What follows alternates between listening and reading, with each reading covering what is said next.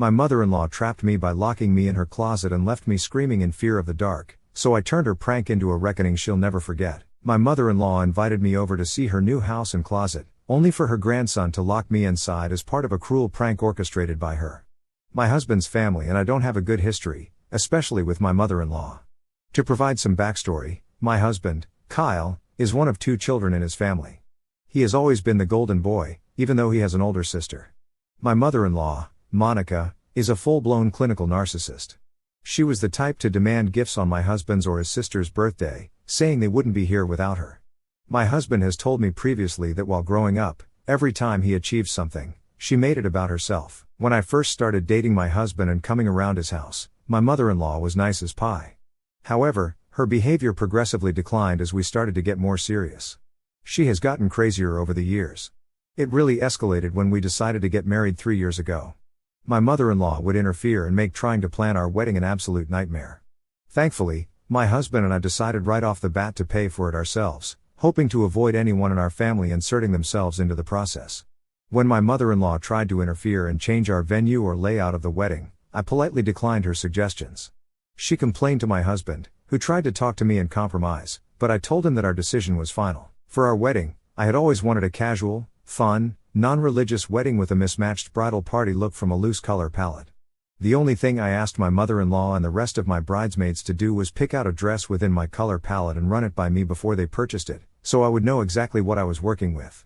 My mother and the rest of the bridesmaids showed me their options, and I never told them no or asked them to change a thing from what they picked. My mother-in-law, however, never showed me any options. I kept asking for months leading up to the wedding, and she would find some excuse. On the day of my wedding, my mother-in-law showed up in an off-white dress, to everyone's shock. It was a medium-length dress with a transparent chiffon layer and a bolero. She looked triumphant as she smirked at me when she saw my face. I knew then and there that she was going to be a pain in my ass forever. I burst out crying, and my husband immediately asked her to either change or leave the venue. My father-in-law didn't want to drive her back and started to argue with my husband. In the end, to keep the family peace, I let my mother-in-law attend our wedding in her dress. I can't even say how embarrassing it was for the guests to notice her dress and be surprised. I ignored her throughout the wedding and didn't speak a single word to her. My husband knew how upset I was and told me to let this issue go, saying that no matter who wore a white dress, I was the bride anyway. It really upset me that he didn't understand how callous his mother was to wear a dress in a color no mother should wear to her son's wedding. I decided to forgive her for it, even though she never once apologized to me. Her narcissism didn't stop there. When we were trying to get pregnant, it was a tough time for us. I had a miscarriage once, so when I found out that I was pregnant again, I was understandably quite nervous. Kyle was super excited to be a dad and understood why we couldn't share the news immediately with our family. He went with me to every doctor's appointment, read parenting books with me, and even set up a cute nursery for our baby. 2 months later, we decided it was time to share the exciting news about my pregnancy with our family. We made sure we crossed the crucial first trimester milestone and were completely certain before spreading the joy to our loved ones. We invited all our parents, close family, and friends for lunch. They arrived expecting a regular lunch, but upon noticing my growing stomach, their expressions shifted to joy and amazement. My mother started crying when she saw me and confirmed that I was indeed pregnant. She understood why we had kept the news a secret and was overjoyed to be a grandmother soon. She completely understood why we had kept it a secret and expressed her excitement about becoming a grandmother. However, Kyle's mother, Monica, had a completely different reaction. Instead of sharing in the joy, she reacted angrily upon learning that we had kept the pregnancy hidden. She felt left out and accused me specifically of intentionally excluding her. Despite my attempts to explain the reason behind our decision, she continued to look pissed and refused to engage with me further. Her disapproval cast a shadow over what should have been a joyful family occasion. Throughout the night, Monica didn't address me at all. She displayed disrespect not only towards me but also towards my mother, who had always been nothing but kind to her during their previous encounters. Monica remained unresponsive during discussions, buried in her phone while everyone else engaged in the family gathering. It was clear that she was upset, and her discontentment was palpable. She openly expressed to everyone how she had no idea about my pregnancy, making her feel as if she had lost precious time with a grandchild who hadn't even been born yet. My husband and one of his brothers picked up on her frustration. As the tension escalated, I reached a point and decided to step out for a moment to gather myself. My mother, who noticed my distress, came to comfort me until I felt composed enough to return. As the night came to an end, Monica made a deliberate point of saying goodbye to me last. The entire day, she had barely exchanged more than a hi and bye with me. Later, when my husband walked them to the car, they ended up having a heated argument, which I could hear clearly standing in the foyer. Monica took the opportunity to vent her complaints about me, further escalating the strained situation. Thankfully, all our guests had left by this moment, so it was just me, my parents, Kyle, and his parents. She angrily told him that she couldn't believe that I had the audacity to keep this pregnancy from her and that I did not consider family at all. My husband calmly let her know that he and I had both decided to wait until we were out of the danger zone before sharing the news with everyone. Hearing this, Monica started yelling, "This is our grandchild we're talking about. I deserve to know from the very beginning. As your mother, you should have called me immediately with the news." My husband responded, "Mom, we just wanted to be cautious before giving the good news." Monica retorted, "Cautious? I am your mother. You should have trusted me with this. I know this is all her fault. You let her dictate whatever she wants. Grow a pair." Kyle's face got red with embarrassment, and he looked at his mother miserably as she kept yelling more. I was unaware of the tears streaming down my face. The sharpness of her words had left me hurt and bewildered. I tried to intervene, but my mother stopped me by whispering to me that if I said anything right now, Monica would find a way to jump at me. This was absolutely true because I was sure Monica just wanted to fight with me, but I wasn't going to give her the satisfaction. I kept my mouth shut. My mother-in-law told him that he should open his eyes to see the truth, as he was letting me control everything, and his mother should have been the first to know if her son was having a child. Eventually, my father-in-law urged my mother-in-law to calm down and drove her away. As you can imagine, this wasn't the last time she acted this way. Her list of blowing things out of proportion and acting entitled has been endless. Here is a list of other things she tried. She went behind my back and tried to teach our baby to call her ma instead of grandma, which absolutely infuriated me.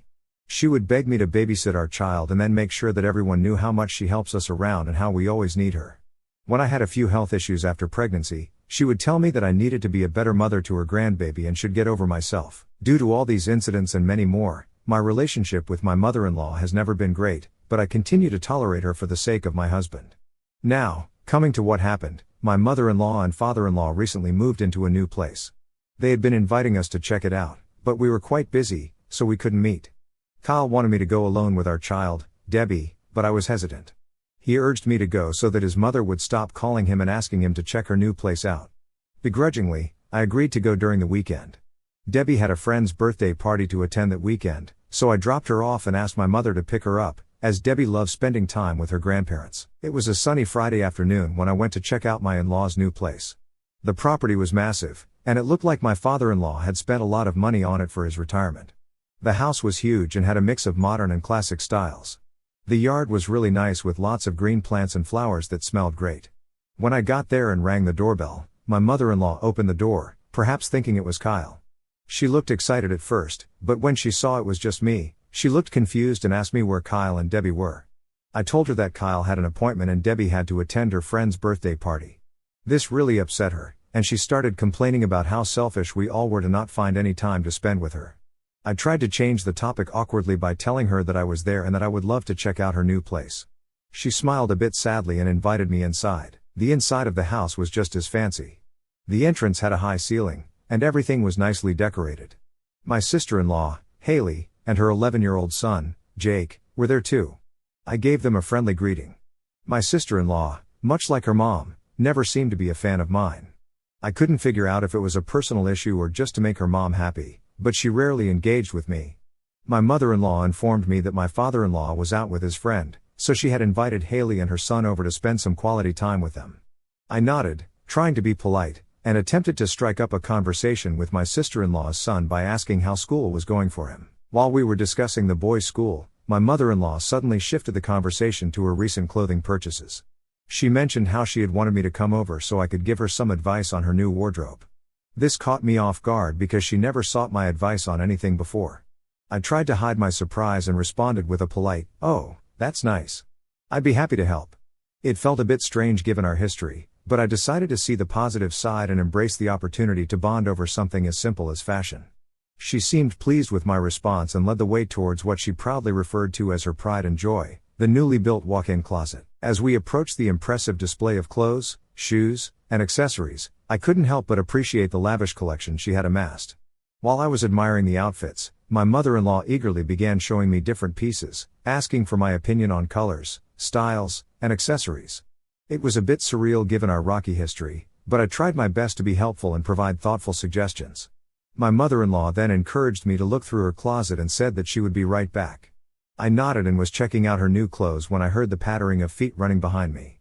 Before I could even look back, with mischievous laughter, my sister-in-law's son, Jake, gave me a push, causing me to stumble into the closet, and swiftly locked the door behind me. I fell face first into the closet. My head and teeth hurt from the impact. I couldn't comprehend at first what had just happened. The initial shock gave way to a sense of confinement and panic as I realized that Jake had turned off the light switch, which was outside the closet door, and locked me in. I was enveloped in darkness and felt claustrophobic. Shocked and terrified, I began banging on the closet door, desperately calling out to my mother-in-law and sister-in-law for help. However, my pleas seemed to fall on deaf ears, or perhaps they were conveniently ignoring my distress. I fumbled for my phone, hastily switching on my phone's flashlight.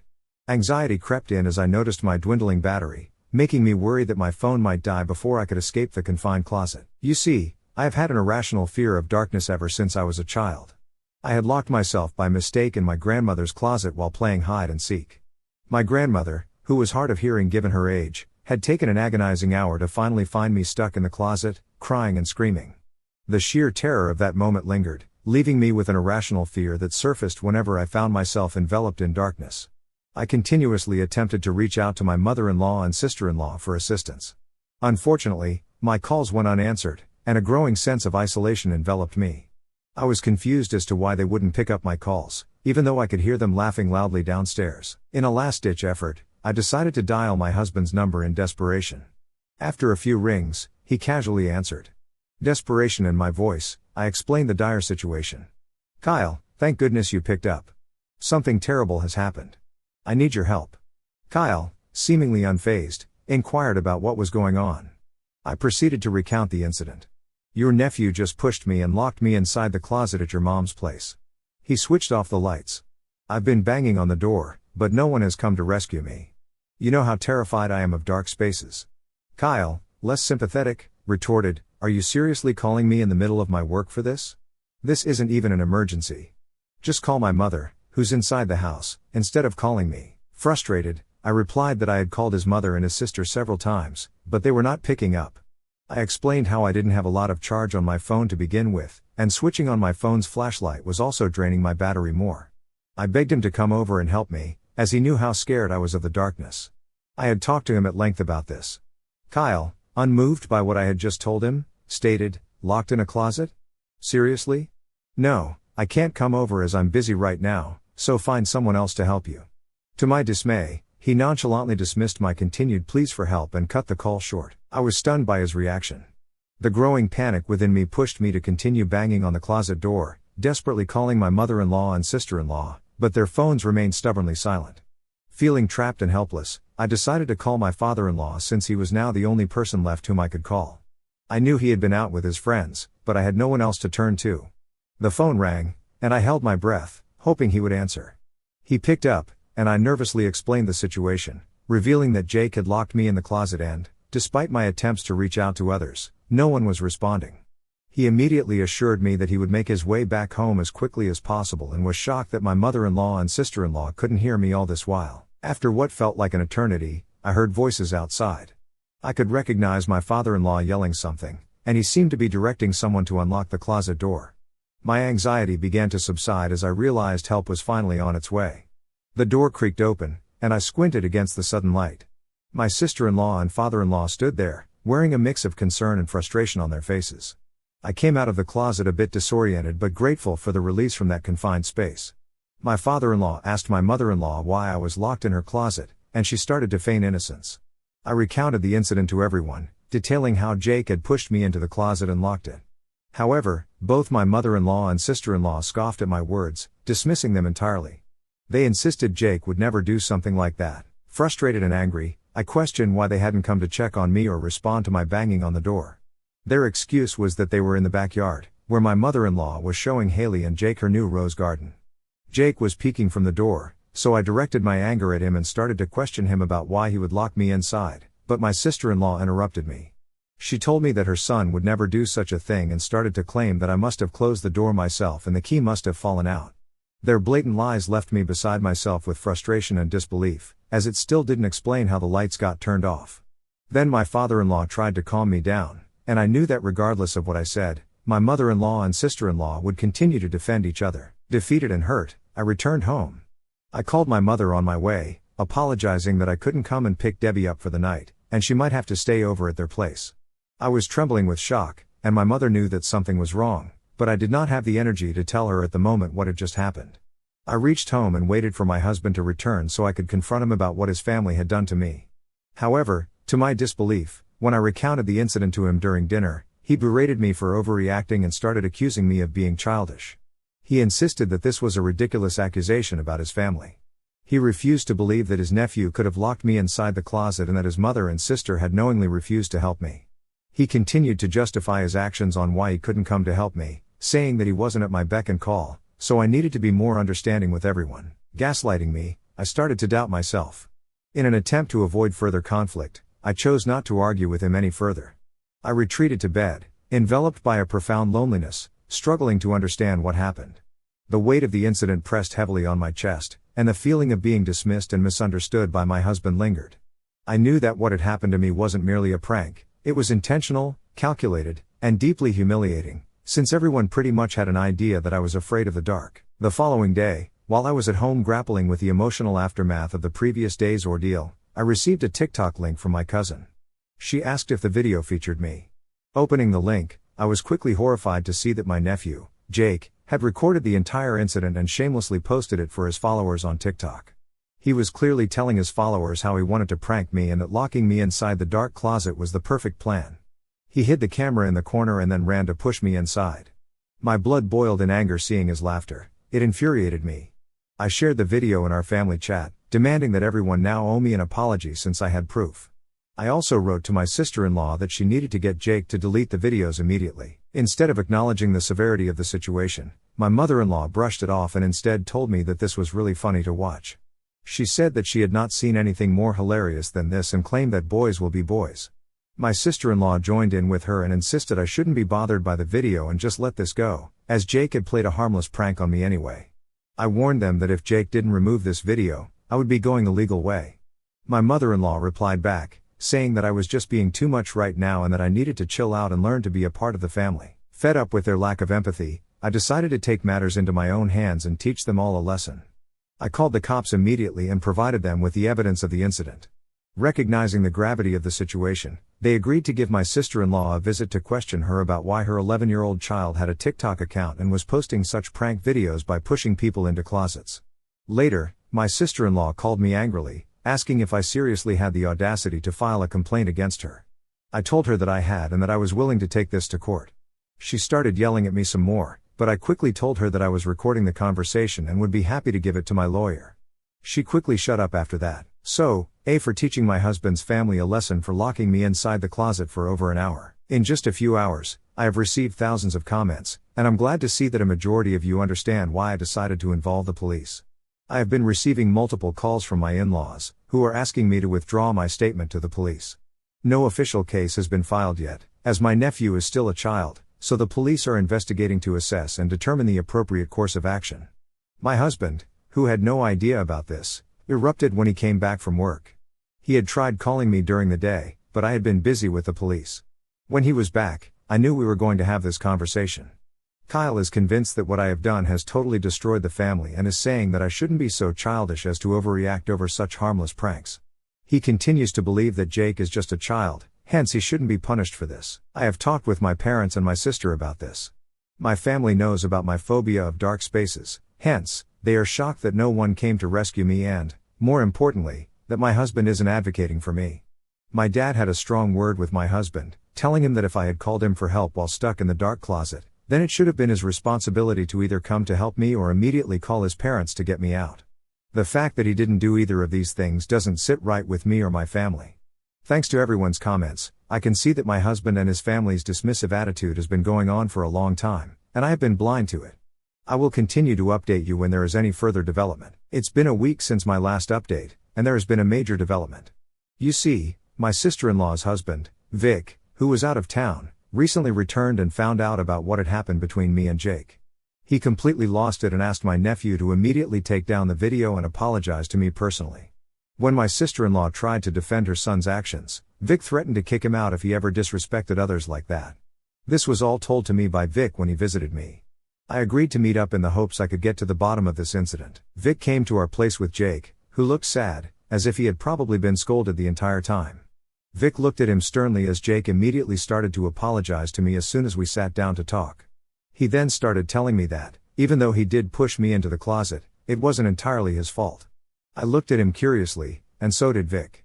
Jake went on to reveal that he would talk to my mother-in-law about his TikTok account and forward her several prank videos that his friends would play on other people. She started to tell him how it would be a good idea to try it on someone in real life. Jake told her that he didn't think it was a good idea to try it on his family members, but my mother-in-law urged him, saying that because I wasn't technically his family since I was just married to my husband, that meant he could definitely try out those pranks on me and not feel guilty about it. I was shocked to hear this. Vic asked Jake if he was lying and trying to dodge responsibility, as this was a huge accusation to make, but Jake started weeping, telling us that we were welcome to check his phone, where he and my mother-in-law did indeed have a conversation regarding this. He showed us those chats, and I was absolutely horrified and disgusted.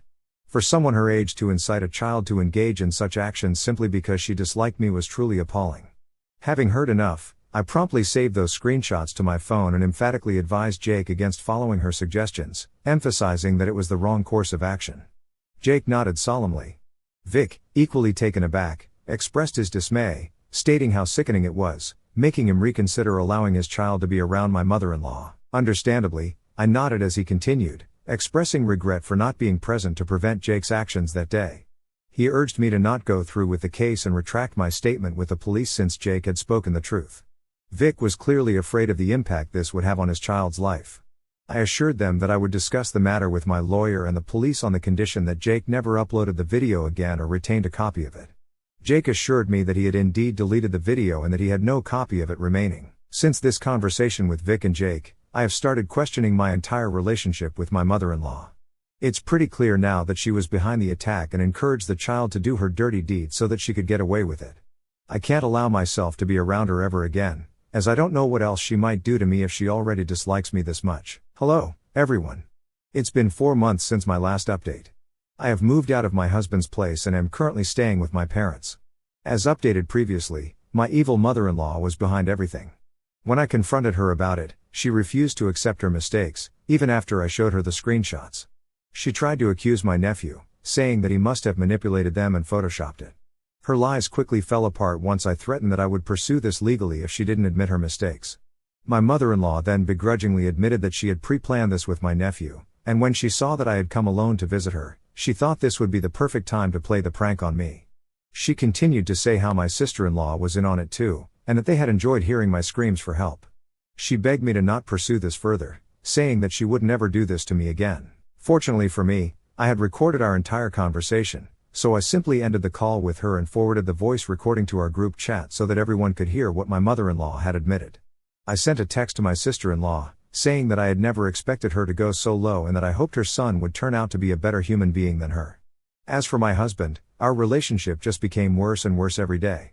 Even with the screenshots and voice recording of his own mother admitting her mistake, my husband never once apologized to me for what his family had put me through. I think seeing my family rallying behind me really made me understand that this was not me overreacting and that what had happened to me was, in fact, a big deal. Although I did decide to not take any legal action, I didn't want to forgive or forget what the family had done to me. There was no going back after this, and with my husband continuing to support them, there was nothing left for me to fight for. I tried to save my marriage, but when your own partner supports his mother's evil actions regardless of your feelings, then you start to slowly realize that you deserve better than this. I moved out so that we could eventually start our divorce proceedings. He wasn't even remotely surprised about this and didn't fight me when I announced to him that I wanted a divorce. I won't lie about this, as it has been extremely hard to go through this. I genuinely loved my husband and thought I would grow old with him, but these last few months have been eye-opening, and I deserve to put myself first. I am really glad that everyone in the comments section and my family made me see the truth about my husband and his family.